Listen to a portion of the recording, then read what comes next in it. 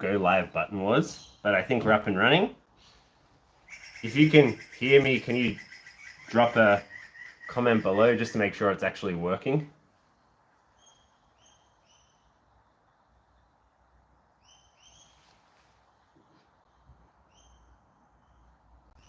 Is it working?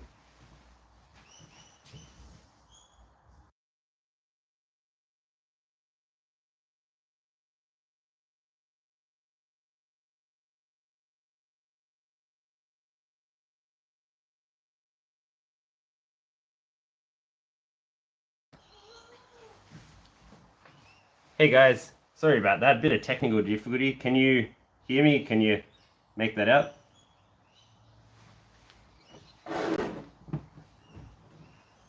Beautiful.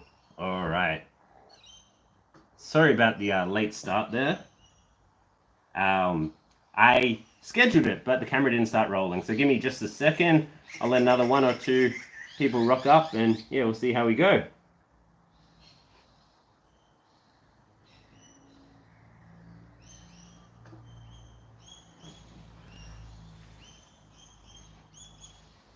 I see there's a few people here. Whereabouts is everyone from? Just so I know who I'm talking to.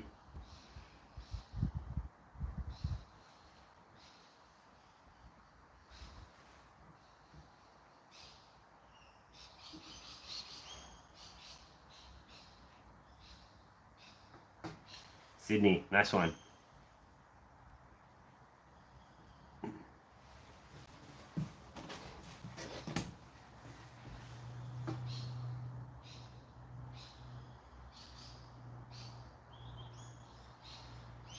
All right, I'll give it just 1 more minute, then we'll rip in.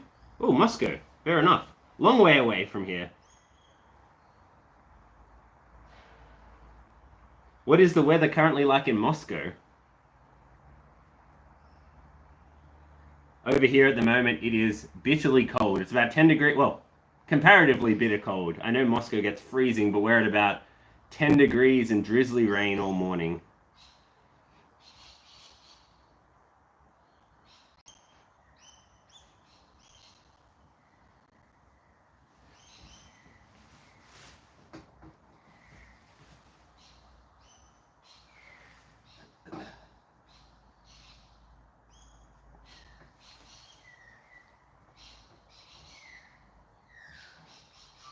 Yeah, I agree with that, Jason. Moscow could not. Well, I'm no master of geography, but yeah, freezing cold. I would imagine in winter at least would definitely test our dragons.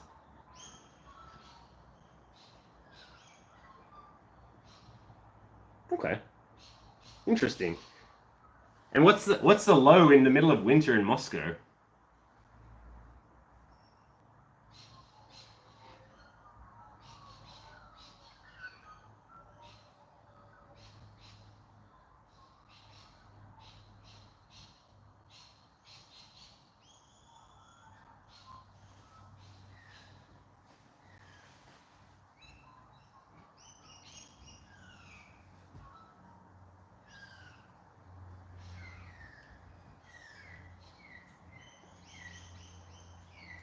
All right, well, it's been about 5 minutes. I'll get us started from here.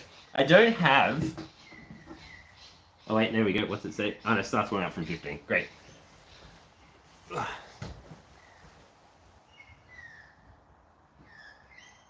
right, guys. Welcome to Dreaming Dragons. Thought I'd try something a little bit different today. I've done everything since I created this channel about 12 months ago. We've done our shorts, we've done our longer videos, we've done ones in between, and then sort of a little bit of this and that, some posts, a bit onto Facebook and everything else. And I actually planned on going live last weekend. So I had the nervous, jittery energy all last weekend.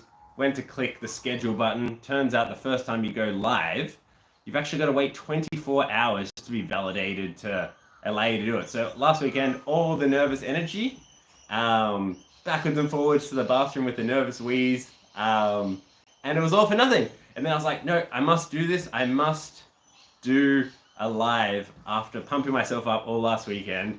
So I was going to do it again today. And that just meant I had the nervous energy all week. So I am very nervous, as you can tell by my rambling, but this is me normally anyway. That's why I make my recorded videos, so I can get to the point straight, clear, simple. Anyway, I thought I'd do a heart rate check to get started to see how nervous I am. We're at 100 beats per minute and our stress levels are 73. So yeah, pretty nervous, but we'll make it work. At least it's a topic I know, it's a topic I love, as you can probably tell. So yeah, let's get into it. I'm gonna mainly look through the questions, answer a few of those if there's anything written down there. Otherwise, I've pre-recorded a few myself and we'll go from there. So just give me 1 second. I am just gonna read some questions and then we'll get into it.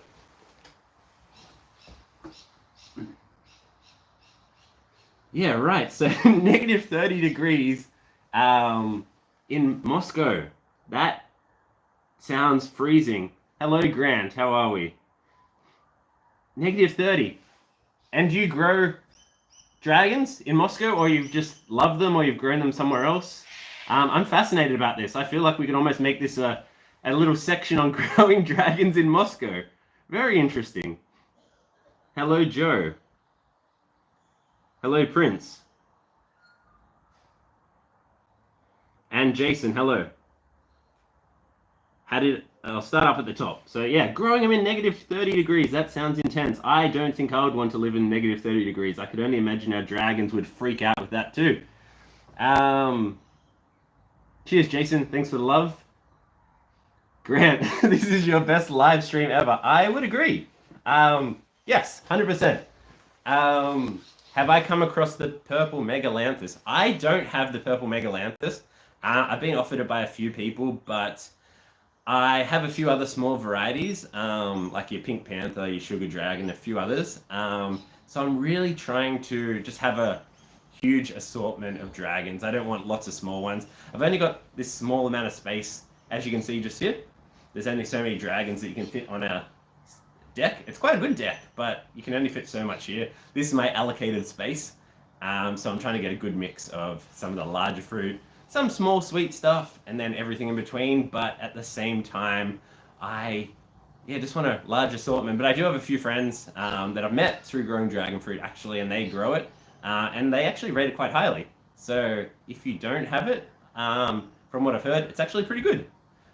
All right, what else do we have here? Best live stream, yeah, thank you. How did you manage to get Costa on your channel at its young state? I thought Gardening Australia segment. Oh, I don't want to reveal my secret on that one, Jason. No, just kidding. I've known Costa for a long time. He's an incredible human being. And the second he sort of got whiff of me doing this, he was like, oh, is there anything I can do to help you out? And I didn't really want to reach out to him about the channel too early. I didn't want to sort of share or sort of tap into his contacts by any means until it was actually a useful resource. I thought if I only had 1 or 2 videos, and I was like, oh, Costa, can you send some people my way? They would come, they'd have a look. There's only 1 or 2 videos, and they wouldn't stick around. And I'm all about getting this content to as many people as possible. I want to help people grow their dragons because at the end of the day, there's a lot of dragon fruit content out there. Some of it is very questionable. When I first started growing about 3 years ago, there was stacks out there. A lot of it just rambles on, sort of like what I'm doing today. Some gets to the point, some gives useful tips, but then there's a lot of clickbaity stuff out there too. So I'm trying to make a channel that provides the answers to all the questions I had when I first started growing. So the best way of doing, planting, the best way of getting fruit, the best way of getting rid of everything. It's also quite helpful because my wife isn't hugely into it, but she helps out as well from time to time.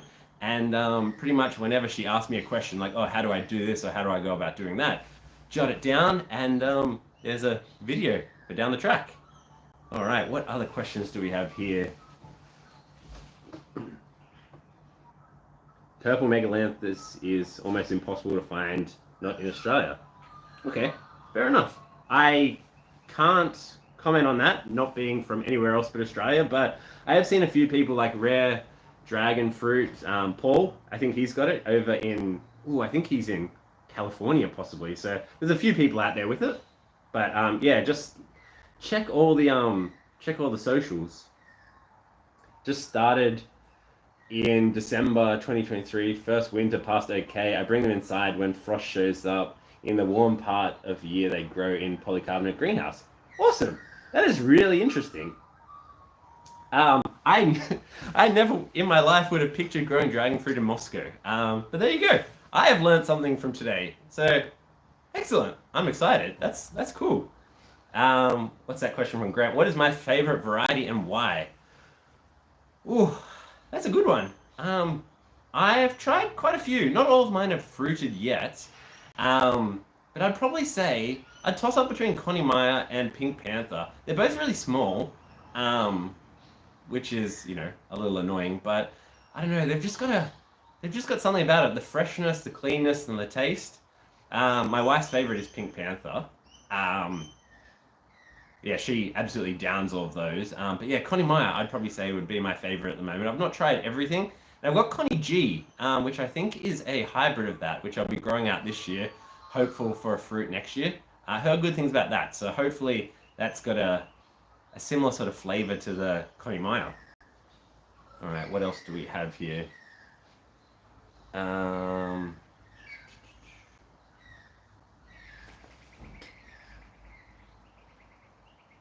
Thick Chad has said he's seen a couple of people on Etsy with purple megalanthus. Okay, I've never checked Etsy myself. I know a few people do sell them. I don't know the reputability of people on Etsy, and I can't confirm or deny anything on that front. I would always say be wary.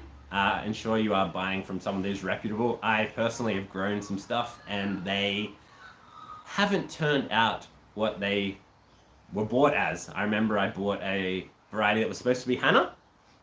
It was not Hannah. It was a very, very ordinary white. Tasted like dirt. It didn't have the pretty flower of Hannah.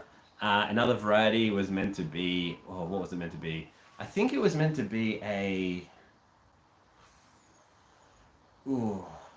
I'd be making it up. I can't remember off the top of my head, but it was meant to be a purple variety, and it was not purple. So yeah, always buy off someone reputable. I would always recommend asking if they've had a fruit from their variety if you are buying it. I think I've covered this in a few of my videos. Always do your research. It takes a while to get our fruit. We don't get it on day one. So if you invest your time, your resources, and your space, similar here, and you don't get what you want, more often than not, you're going to get something crap. You're not going to get something better. You're going to be disappointed. So always check, have they had a fruit? Was the fruit what they're selling it as? It's always good to check if it's self-fertile or self-sterile, just so that you've got a bit of an idea whether you need to buy another variety. And if someone does say it's self-fertile and it contradicts some of the information you've seen online, ask to see if they have actually tested that it is self-fertile. Some people are just going to say that because they want to sell their fruit for a premium price. There's a lot of people trying to rip people off. It's about the growers, it's not about the sellers. Look after yourselves. So ask lots of questions, which is good. All right, what else do we have? Oh, the questions are coming in hot. How do I prevent sunburn? I actually, we moved out of home over summer. We were getting some renovations done, so we couldn't stay here. So my plants actually got battered. So I'm probably the wrong person to be asking this question. I just let them get smashed for 6, and they were not pretty. But I do use a little bit of shade cloth, some umbrellas. A lot of the stuff you'd use for protecting flowers from the rain, you can also use for protecting from the sun. I've also, you probably can't see it, I might tilt the camera up. I also have a beautiful sort of undercover area just here. And that, if it's a really hot day, I sometimes bring my dragons under this area. Try not to, too much. They're heavy, it's hard. I don't want to wreck my back. So I normally just let them be what they are, and whatever survives, survives. And if it doesn't survive, well, it wasn't supposed to be. All right, what else do we have? I just discovered a technique to promote more fruit on fruit trees called girdling, where you sort of ring bark the tree and shock the tree into producing fruit on the ringbark limb. Interesting. I don't know. I'm not sure.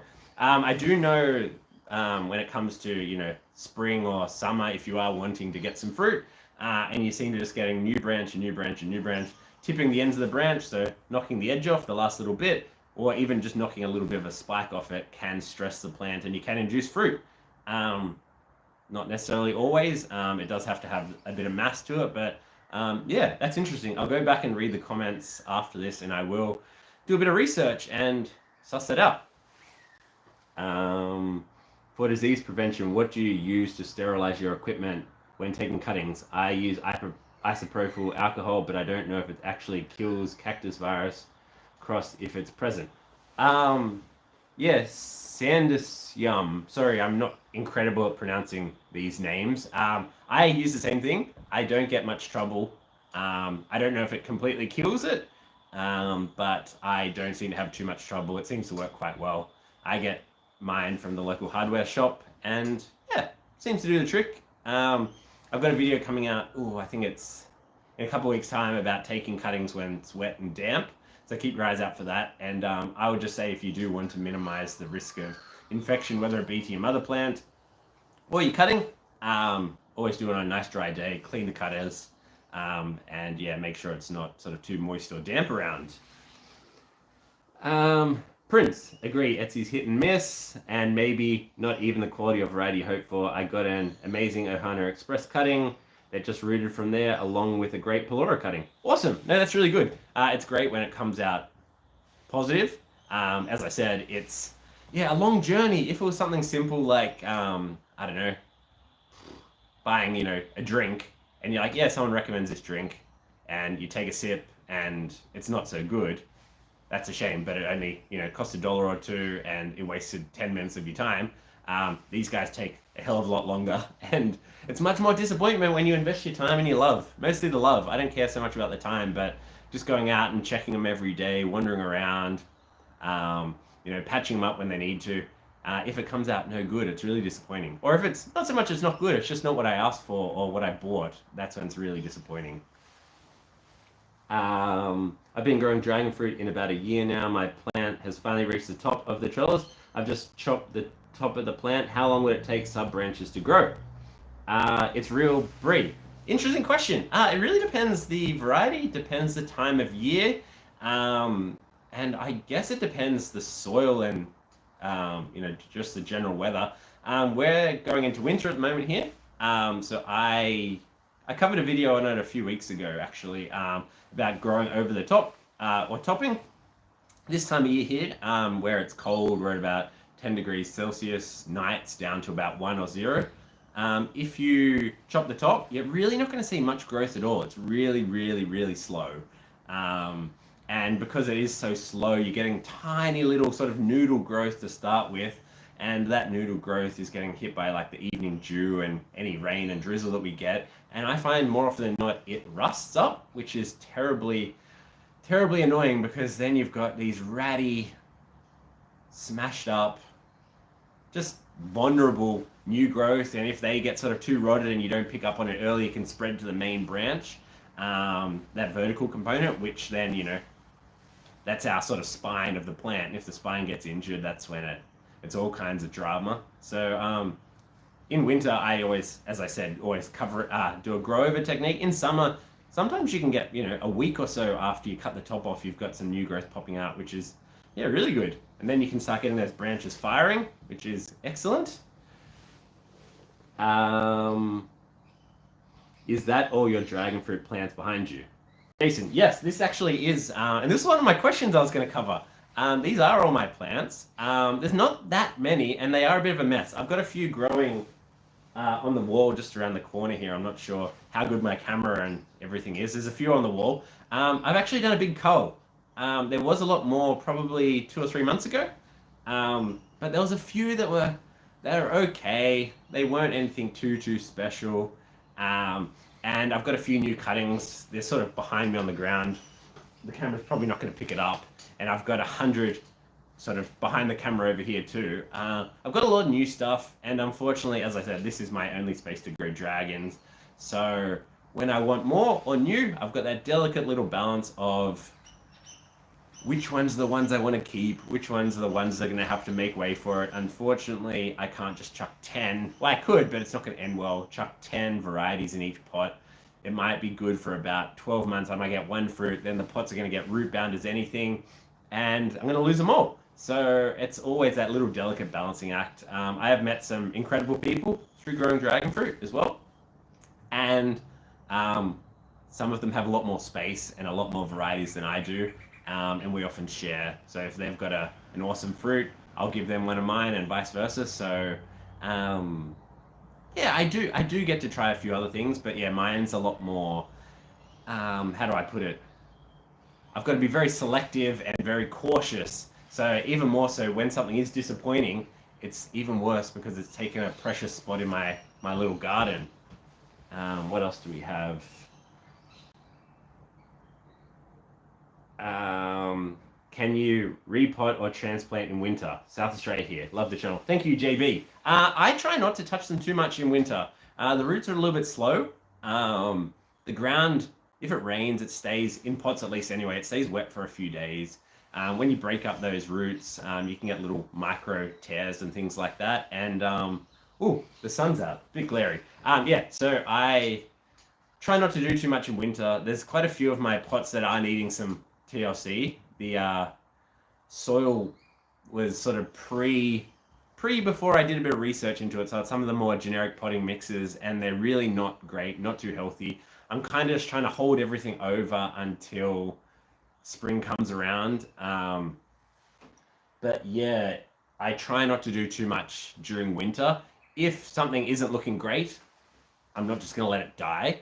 But I do try and get it done before the weather, at least at nighttime, dips to those single digits, just to give those roots a chance of, making a home before they rip and tear. All right. Great to see Aussie content-based dragon fruit live Q&A. Thank you, Polly. I don't know if I said that already. I'm still very nervous. I've probably read the same questions twice. Apologies. It was hard to choose volumes of pot. 30-liter one seems to be acceptable. At least I can lift them when they are unwatered pots. Yes. No, very true. So yeah, that's regarding the person growing dragons in Moscow. When you're moving them in and out, you definitely don't want kilos and kilos. You don't want 100 kilos. That is going to be a nightmare.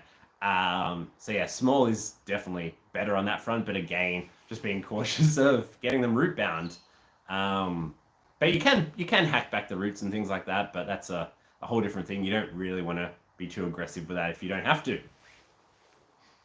Where do you get your cuttings for new plants from? Graham. There's actually quite a lot of, at least in Australia, there's quite a lot of growers that grow dragon fruit, at least more now than when I started. When I first started, there was only one or two sort of farms in Australia. I'm on the east coast of Australia. There was probably one or two farms, and that I started in about 2020. And yeah, there was only one or two places. But nowadays, there's quite a few Facebook pages like this Dragon Fruit Australia. If you are overseas, in America, I know there's a lot of the other ones like San Diego Growers and Dragon Fruit International, etc. Lots of different groups. And because there's a lot of people growing it now, because there's a lot more information out there, there's a lot more people to buy from, people that, hybridize their own ones. Some people, responsibly or irresponsibly import into Australia or to America or whatever. Just being wary of where you're getting your cuttings from. As I sort of said earlier, I'm not sure if you're here, always check to make sure if you are buying a cutting that person has had that fruit first. You don't want to disappoint yourself. But yeah, if I am looking for a new variety, I've got a few mates that I've met through growing dragon fruit that seem to have all the latest and best stuff. Some hybridize their own, some have other connections all around Australia and things like that too, which is awesome. It's good to know people. So yeah, definitely if you are not networking, I would suggest it. There's lots of good information out there. People that know a lot more than probably even myself, definitely more than myself. So yeah, reach out, ask questions, contribute. The more people that are answering and talking dragon fruit, the better this hobby, or I guess fruit, will go. which is great. Grafting dragon fruit versus rare dragon fruit. Which channel do I prefer other than yours, of course? No, it's really interesting. That is an interesting question. I don't want to sort of put myself on one side of... That's a good question. I don't want to put myself on one side of the divide there. I think both channels offer great content. I know Paul at Grafting Dragon Fruit is doing some incredible stuff. He's down at ground level. He's working at everything from the soil up. He's doing some spectacular stuff. So if you haven't already, check out Rare Dragon Fruit, Paul there. He's doing all this kind of microbiology and all that kind of stuff. He's met some incredible people and he's putting some spectacular information out there too. He's got more varieties than I think even exist somehow. I don't know how that's possible, but he is killing it.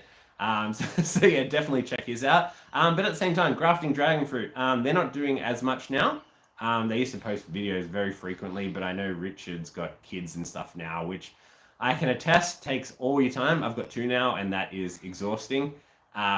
Lovely, definitely. Don't get me wrong, they'll watch this probably in the future, so I love them both dearly. But very exhausting, especially after a day at work. But yeah, Richard, his stuff originally to start with, that's what I got. That's what got me into dragon fruit. I saw a lot of Richard's videos, and that's where I learned a lot of the foundation of what I'm doing. As you can see over my left shoulder here too, we've got some Peloras. I've had my first couple of Peloras. That was probably the variety I was most excited to try when I first began, because that's what all the growers in America seem to be growing, and that's what Richard was banging on about. Finally got one a few weeks ago. Pretty good. Not the most spectacular thing, and very slow to ripen, but yeah. I don't want to pick a side. I don't want to start something. I'm just your happy fence sitter in the middle, just doing my own thing. But yeah, can't give you much more than that. Sorry, Anthony.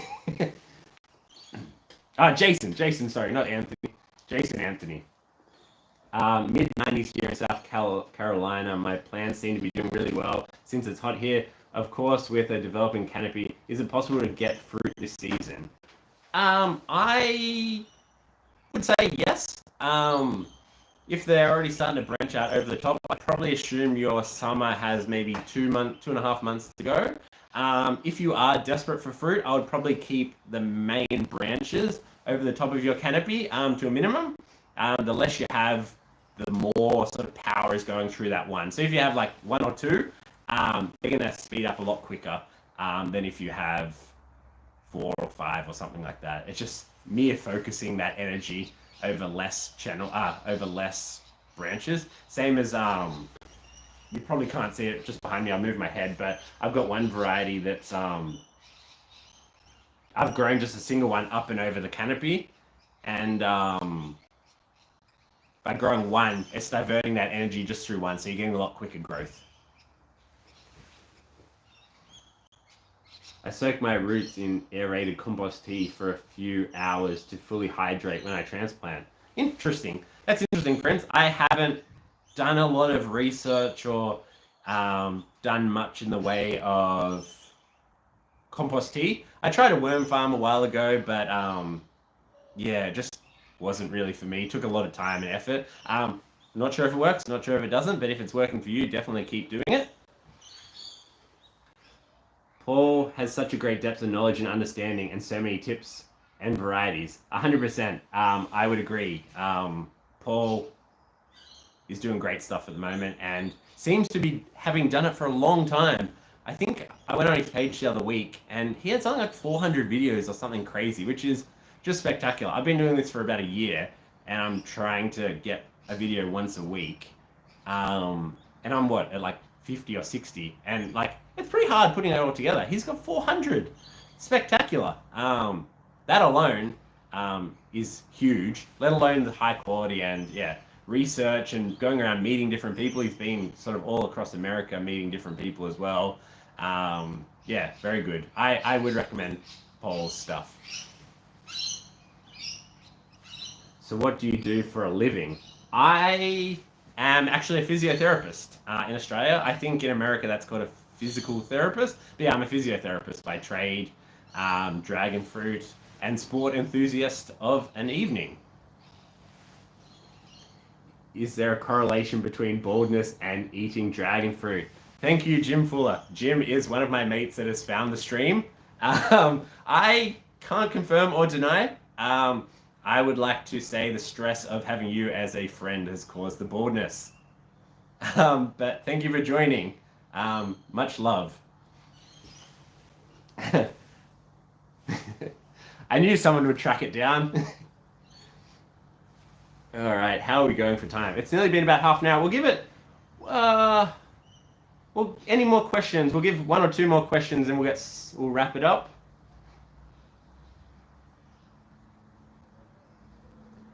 I'm bored. Maybe truth to that. There's probably not. I don't know. I was bored before I started growing dragon fruit, and I'm bored now. I don't know. Brilliant. Good answer. Thank you, Jim. Anything else you got for me? Bring it on. Keep it remotely PG.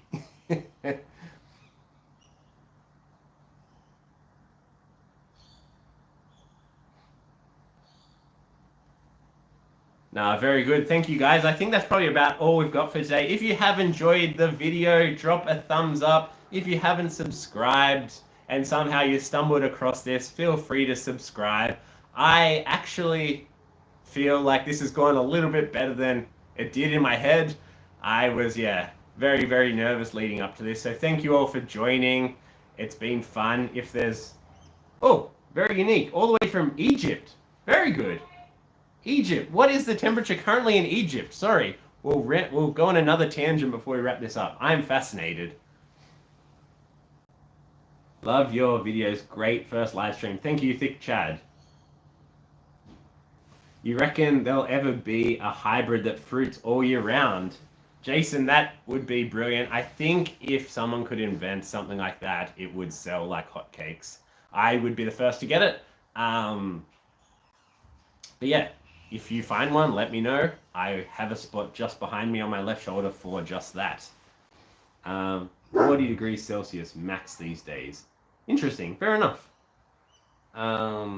Strangely, I've got some fruit I left on the branch that is ripening in the midst of winter. This is a first for me. Frankie's Red and Pink Panther. Interesting Y2 kiwi. Yes, as you can sort of see behind me, there's quite a dozen Peloras here.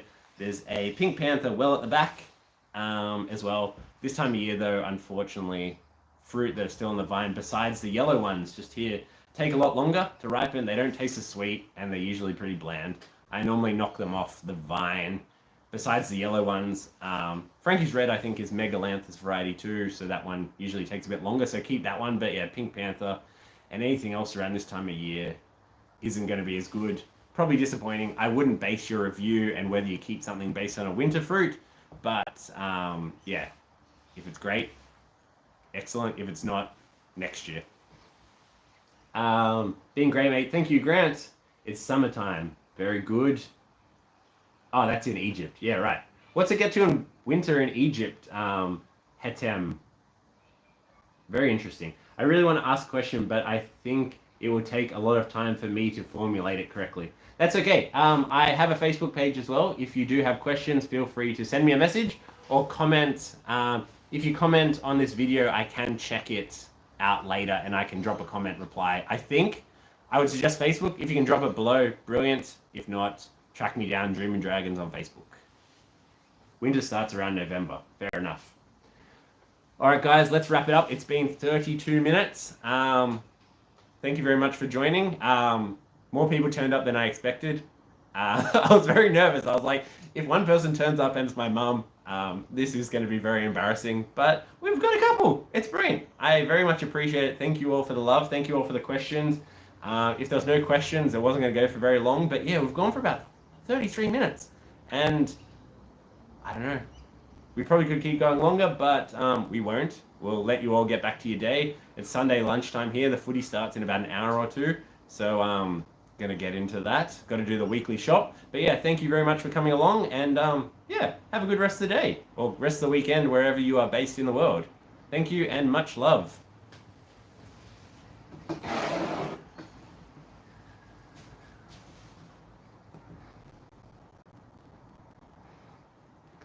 Now to work out how to turn this off.